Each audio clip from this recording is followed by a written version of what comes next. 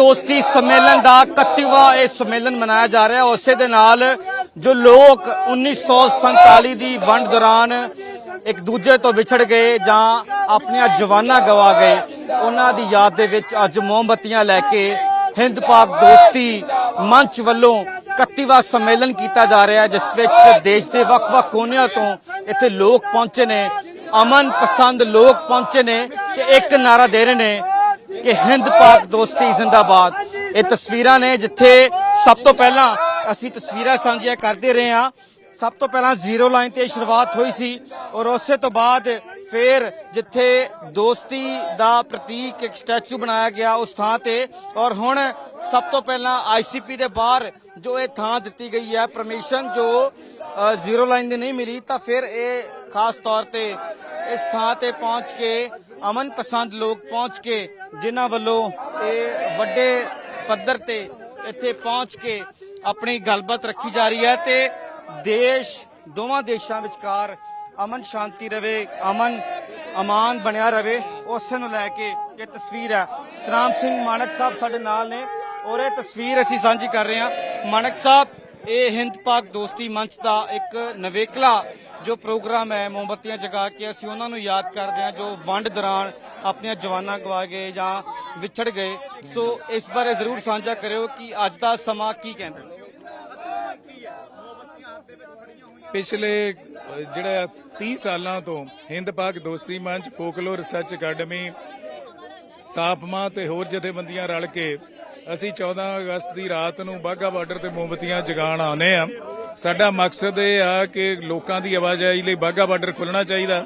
ਜੰਮੂ ਕਸ਼ਮੀਰ ਸਮੇਤ ਜਿਹੜੇ ਵੀ ਸਾਰੇ ਮਸਲੇ ਆ ਉਹ ਗੱਲਬਾਤ ਰਾਹੀਂ ਹੱਲ ਹੋਣੇ ਚਾਹੀਦੇ ਆ। ਯੁੱਧ ਦੋਹਾਂ ਦੇਸ਼ਾਂ 'ਚ ਕੋਈ ਬਦਲ ਨਹੀਂ, ਕੋਈ ਆਪਸ਼ਨ ਨਹੀਂ ਹੈਗੀ ਤੇ ਇਸ ਮਕਸਦ ਲਈ ਅਸੀਂ ਇੱਥੇ ਇਕੱਠੇ ਹੁੰਦੇ ਹਾਂ ਹਰ ਸਾਲ। ਸਾਡਾ ਮਕਸਦ ਅਮਨ ਦੋਸਤੀ ਦਾ ਪੈਗਾਮ ਦੇਣਾ ਭਾਰਤ ਤੇ ਪਾਕਿਸਤਾਨ ਦੇ ਲੋਕਾਂ ਨੂੰ।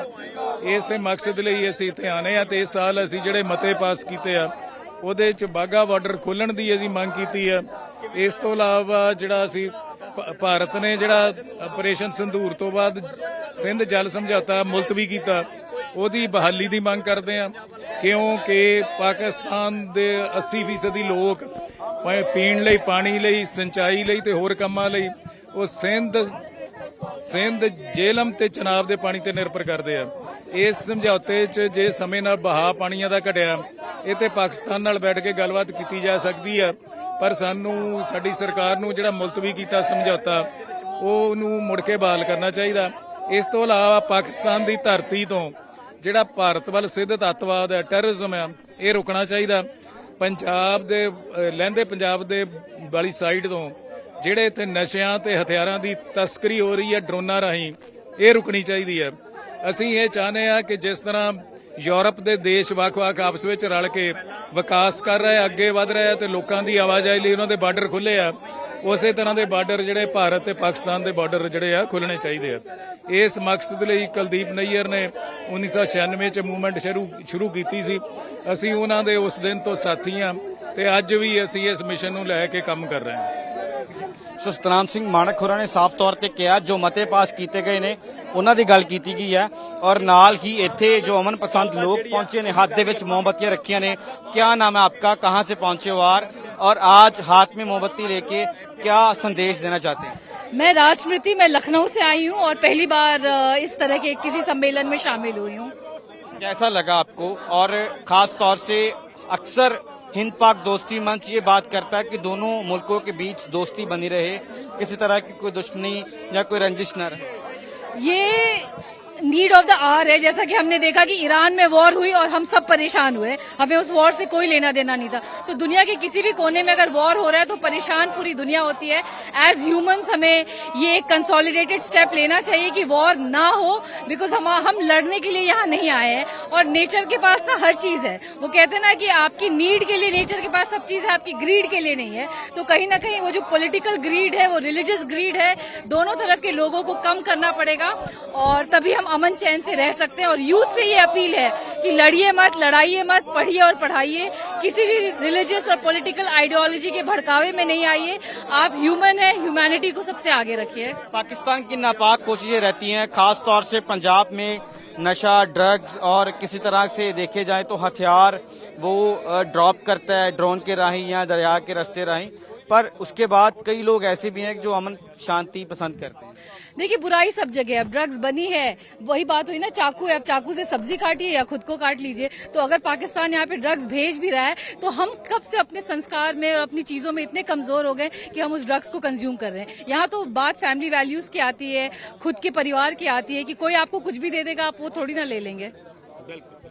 ਸੋ ਲਖਨਊ ਤੋਂ ਵੀ ਖਾਸ ਤੌਰ ਤੇ ਇੱਥੇ ਪਹੁੰਚੇ ਨੇ ਔਰ ਇਸੇ ਦੇ ਨਾਲ ਤਸਵੀਰਾਂ ਦੇ ਵਿੱਚ ਦੇਖੀਏ ਤਾਂ ਹਰ ਕੋਈ ਹੱਥ ਦੇ ਵਿੱਚ ਮੋਮਬੱਤੀਆਂ ਲੈ ਕੇ ਇਹ ਆਰਜ਼ੂ ਕਰ ਰਿਹਾ ਹੈ, ਇਹ ਗੱਲ ਸਾਹਮਣੇ ਰੱਖ ਰਿਹਾ ਹੈ ਕਿ ਇਹਨਾਂ ਲੋਕਾਂ ਨੂੰ ਅਸੀਂ ਯਾਦ ਕਰੀਏ ਜੋ ਵੰਡ ਦੌਰਾਨ ਵਿਛੜ ਗਏ ਜਾਂ ਜਿਨ੍ਹਾਂ ਨੇ ਜਾਨਾਂ ਗਵਾਈਆਂ ਔਰ 47 ਤੋਂ ਬਾਅਦ ਇਹ 31ਵਾਂ ਹਿੰਦ ਪਾਕ ਦੋਸਤੀ ਮੰਚ ਦਾ ਸੰਮੇਲਨ ਹੈ ਜੋ ਅਸੀਂ ਸਾਂਝਾ ਕਰ ਰਹੇ हैं, जिस ਦੇ ਵਿੱਚ ਅਸੀਂ ਗੱਲਬਾਤ ਕਰਨ ਦੇ ਲਈ कोशिश करेंगे। क्या नाम है आपका और आज बॉर्डर पहुंचे हो, अटारी वाघा सरहद के बिल्कुल करीब हैं आप और आज मोमबत्ती जगा के एक श्रद्धांजलि के तौर पे उन लोगों को भी याद कर रहे हैं जिन्होंने ये बंटवारे में अपनी जान गंवाई और जो बिछड़ गए थे।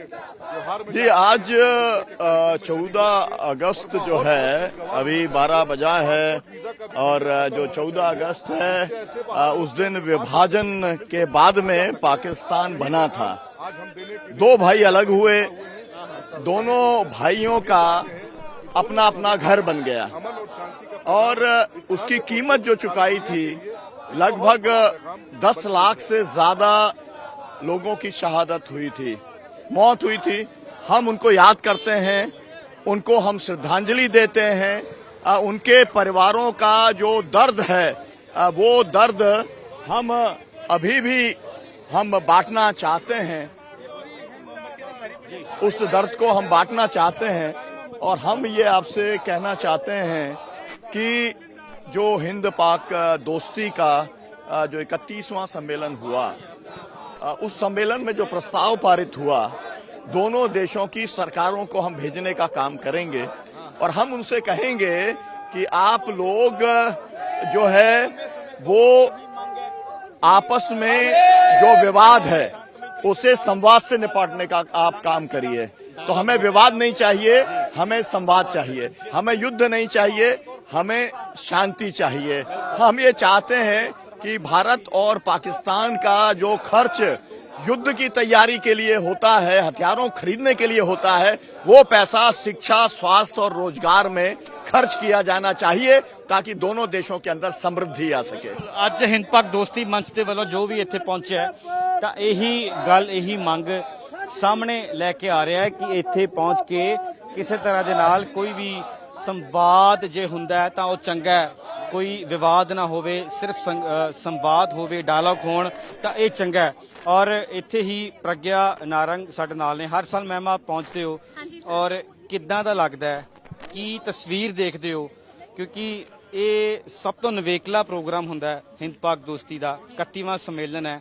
आज की सुनेहा देना चाहूंगी? एक बार थोड़ा सा हिंदी में बताता हूँ कि 31वां जो इस सम्मेलन हो रहा है, आज क्या संदेश दे रहे हो आप लोगों को, आप सरकारों को, देश को, क्योंकि हम आज़ादी जो पर्व मना रहे हैं इसके पीछे क्या है, क्योंकि जिन्होंने कुर्बानियां दी है सब कुछ गवा दिया, इसके बाद खास तौर से बंटवारा पंजाब में हुआ है।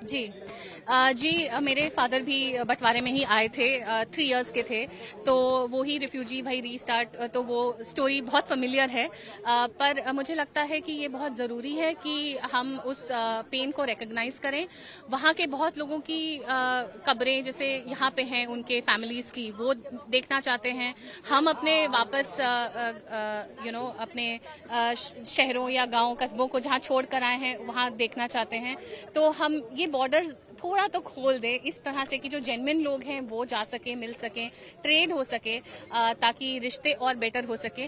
तो ये थोड़ा सा हमारे लिए थोड़ी सेंसिटिव बात है, जो जिनकी फैमिलीज ने ये देखा है। इनफैक्ट जिनकी फैमिलीज ने देखा है वो तो जितना भी प्रॉब्लम हुई हो वो अभी भी कहते हैं। कहाँ से हो आप अभी, कहाँ से आते हो? हर साल तो मैं दिल्ली से आती हूँ, बट वहाँ से जब पार्टीशन में हमारी जो फैमिली थी, मेरे दादाजी एंड मेरे हमारी फादर की फैमिली, वो गुजरांवाला में गखर मंडी थी, वहाँ से आए थे।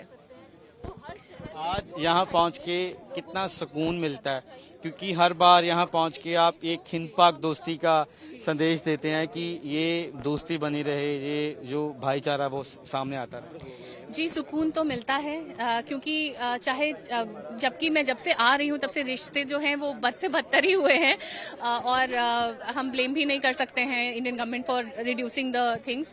बट एक चीज़ है कि जो मैंने पर्सनली फील करी है कि फिर भी इम्पोर्टेंट है ये आवाज़। मुझे लगता है कि जब मैं हूँ, मेरे साथ इतने सारे और लोग भी आते हैं, तो मुझे लगता है कि ये बहुत ज़रूरी है कि इस हम अपनी आवाज़ जो हमारी अमन की डिमांड है उसे हम रखें। और मेरे साथ और भी बहुत सारी आवाज़ें हैं, मैं अकेली नहीं हूँ। मुझे नॉर्मली मैं दिल्ली में रहती हूँ तो मुझे सच में लगता है मैं बिल्कुल अकेली हूँ, बट जब मैं यहाँ आती हूँ, अपने सारे साथियों को देखती हूँ, तो मुझे लगता है कि नहीं और भी आवाज़ें हैं। और आई थिंक काफ़ी लोग ऐसे भी हैं जो आवाज़ जो बोल नहीं पाते हैं ओपनली, जितना ओपनली मैं बोलती हूँ या हमारे साथी बोलते हैं, बट सबके दिल में कहीं ना कहीं है कि हमें शांति चाहिए। प्रज्ञा नारंग जो हर साल ਦਿੱਲੀ ਤੋਂ ਇੱਥੇ ਖਾਸ ਤੌਰ ਤੇ ਪਹੁੰਚਦੇ ਆ ਔਰ ਇੱਥੇ ਜਿੱਥੇ ਆਈਸੀਪੀ ਦੇ ਬਿਲਕੁਲ ਬਾਹਰ ਅਸੀਂ ਇਸ ਵੇਲੇ ਖੜੇ ਆ, ਜਿੱਥੇ ਮੋਮਬੱਤੀਆਂ ਲਗਾਈਆਂ ਗਈਆਂ ਨੇ ਹਿੰਦ ਪਾਕ ਦੋਸਤੀ ਨੂੰ ਲੈ ਕੇ ਔਰ ਪੂਰੇ 12 ਵੱਜ ਚੁੱਕੇ ਨੇ ਸਮਾਂ, ਜਿੱਥੇ ਹੁਣ 15 ਤਰੀਕ ਹੋ ਚੁੱਕੀ ਹੈ। ਔਰ ਸਭ ਤੋਂ ਪਹਿਲੇ ਅਸੀਂ ਵੀ ਦੇਸ਼ ਨੂੰ, ਪੂਰੇ ਦੇਸ਼ ਨੂੰ ਆਜ਼ਾਦੀ ਦਿਹਾੜੇ ਦੀਆਂ ਮੁਬਾਰਕਾਂ ਦਿੰਦੇ ਆ ਔਰ 14 ਰਾਤ ਨੂੰ ਔਰ 14 ਤੇ 15 ਦਰਮਿਆਨੀ ਰਾਤ ਨੂੰ ਜਦੋਂ ਇੱਥੇ ਹਿੰਦ ਪਾਕ ਦੋਸਤੀ ਮੰਚ ਪਹੁੰਚਦਾ ਹੈ ਤਾਂ ਇੱਥੇ ਸਿਰਫ ਦੋਸਤੀ ਦਾ ਸੁਨੇਹਾ ਦਿੰਦਾ ਹੈ। ਇਹ ਬੀਐਸਐਫ ਦੇ ਜਵਾਨ ਜਿਹੜੇ ਇਸ ਵੇਲੇ ਤੈਨਾਤ ਨੇ ਔਰ ਬਿਲਕੁਲ ਸਾਹਮਣੇ ਜਿੱਥੇ ਅਸੀਂ ਅਟਾਰੀ ਤੇ ਵਾਘਾ ਸਰਹੱਦ ਦੀ ਜੋ ਤਸਵੀਰ ਆ ਉਹ ਦੇਖ ਸਕਦੇ ਹਾਂ। ਜੀਸੀਪੀ ਅਟਾਰੀ ਸਟੇਡੀਅਮ ਹੈ ਜਿੱਥੇ ਵੱਡੇ ਪੱਧਰ ਤੇ 15 ਸ਼ਾਮ ਰੀਟਰੀਟ ਸੈਰੇਮਨੀ ਹੁੰਦੀ ਹੈ ਤੇ ਵੱਡੇ ਪੱਧਰ ਤੇ ਲੋਕ ਪਹੁੰਚਦੇ, ਲੱਖਾਂ ਦੀ ਗਿਣਤੀ ਦੇ ਵਿੱਚ, ਉਦਾਂ ਹਜ਼ਾਰਾਂ ਦੀ ਗਿਣਤੀ ਦੇ ਵਿੱਚ ਇਕੱਠ ਹੁੰਦਾ ਹੈ। ਪਰ ਇਹ ਆਜ਼ਾਦੀ ਦਿਹਾੜਾ ਮਨਾਉਣ ਦੇ ਲਈ ਵੱਡੇ ਪੱਧਰ ਤੇ ਜਿੱਥੇ ਲੋਕ ਪਹੁੰਚਦੇ ਆ ਤਾਂ ਉੱਥੇ ਆਪਣੀ ਜਿਹੜੀ ਗੱਲ ਹੈ ਉਹ ਰੱਖਦੇ ਨੇ, ਆਪਣੇ ਦੇਸ਼ ਦਾ ਜੋਸ਼ ਜਨੂਨ ਸਭ ਸਾਂਝਾ ਕਰਦੇ ਨੇ ਤਾਂ ਜੋ ਪਤਾ ਲੱਗ ਸਕੇ। ਜਿੱਥੇ ਲੋਕ ਵੱਖ-ਵੱਖ ਥਾਵਾਂ ਤੋਂ ਇੱਥੇ ਪਹੁੰਚ ਕੇ ਇਸ ਥਾਂ ਤੇ ਮੋਮਬੱਤੀਆਂ ਜਗਾਉਣ ਦੇ ਲਈ ਪਹੁੰਚੇ ਆ ਤਾਂ ਉੱਥੇ ਇਹ ਤਸਵੀਰਾਂ ਸਾਂਝੀਆਂ ਕਰ ਰਹੇ ਹਾਂ ਕਿ ਕਿੰਨੀ ਇਹ ਹਿੰਦ ਪਾਕ ਦੋਸਤੀ ਮੰਚ ਵੱਲੋਂ ਬੜੀ ਖਾਸ ਇਹ ਗੱਲ ਹੈ, ਜਿੱਥੇ ਇਸ ਸੰਦੇਸ਼ ਨੂੰ ਲੈ ਕੇ ਪਹੁੰਚ ਰਹੇ ਨੇ। ਤੁਹਾਡਾ ਨਾਮ ਕੀ है जी, कित्थों आए? शाइस्ता परवीन है, मैं पानीपत हरियाणा से हूँ और अभी आगाज दोस्ती यात्रा है जो दिल्ली से वाघा बॉर्डर और हुसैनीवाला के लिए चली हुई है। मैं उस यात्रा की मतलब एक कैंडिडेट हूँ और हम लोग यहाँ पे लगभग 50 अप्रोक्स आए हैं मेंबर और लगभग 14 स्टेट से हम लोग हैं और सभी अलग अलग धर्मों से हैं, अलग अलग कास्ट से हैं और सबका एक ही मकसद है कि हम अमन पसंद लोग हैं। जो ये दूसरी तरफ भी जो लोग हैं वो भी चाहते हैं और हम भी चाहते हैं कि ये जो दीवार है, ये दीवार जैसे जर्मनी की दीवारें गिरी थी और वो 2 जर्मनी एक हो गई थी, हम भी चाहते हैं कि हमारे दोनों देश फिर से एक हो जाएं, फिर से भाईचारा कायम हो। ये जो न्यूक्लियर पावर है ये चीज़ें ख़त्म हो, हम नहीं चाहते हैं, क्योंकि क्या पता किस दिन कब क्या हो और ये इस्तेमाल हो जाए, हम बिल्कुल नहीं चाहते हैं। हम चाहते हैं कि कभी जंग ही ना हो और ये भाईचारा वापस बना रहे।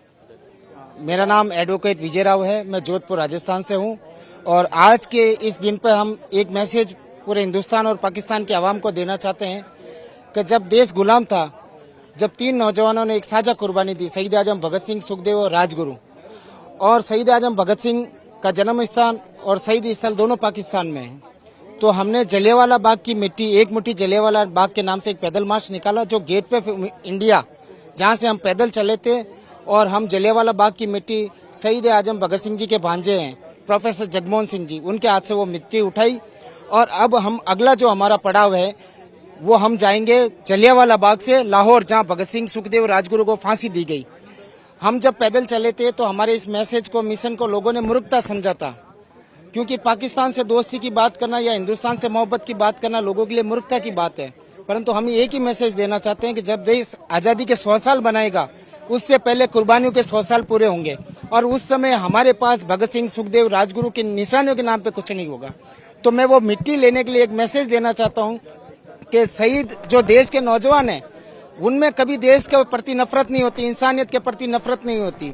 आज जैसे धर्म जाति के नाम पे चाहे हिंदुस्तान हो चाहे पाकिस्तान हो, टेरर वो भी झेलता है, टेरर यहाँ हिंदुस्तान में भी होता है। पर जिस तरह से नौजवान नस्ल है जो पाकिस्तान की है चाहे हिंदुस्तान की है, उन नौजवानों को नशा दिया जा रहा है, हथियार दिए जा रहे हैं एक दूसरे को मारने के लिए, एक दूसरे को दुश्मन बता के, परंतु कभी दोनों के हाथ में शहीद आजम भगत सिंह की कुर्बानियां नहीं देते। हम सवाल उल्टे सीधे जरूर कर रहे हैं नौजवानों से। सीधा सवाल यह है कि जब आजादी के हम 100 साल मनाएंगे, उससे पहले हमारे कुर्बानियों के 100 साल होंगे।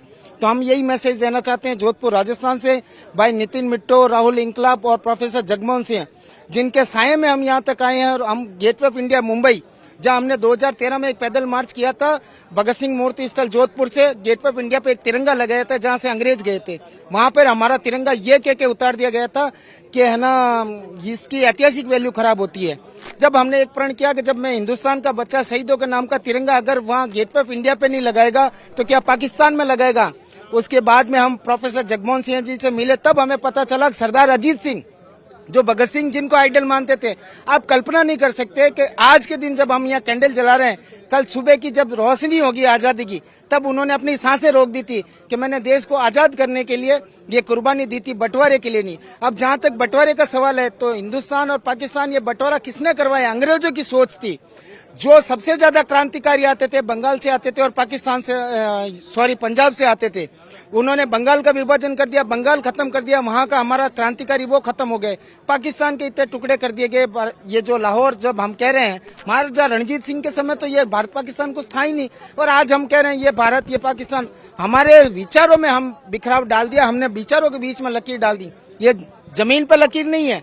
मैं भगत सिंह के नाम से हम यही कहना चाहते हैं, आगा जे दोस्ती के जो हम यात्रा में इसमें शामिल हुए, एक ही कह रहे हैं कि हम भगत सिंह के नाम पे लोगों के जो 100 साल पूरे होंगे आजादी से, उससे पहले लोगों को सोचने पे अपने पांव से मजबूर कर रहे हैं, इसलिए पैदल मार्च किया है।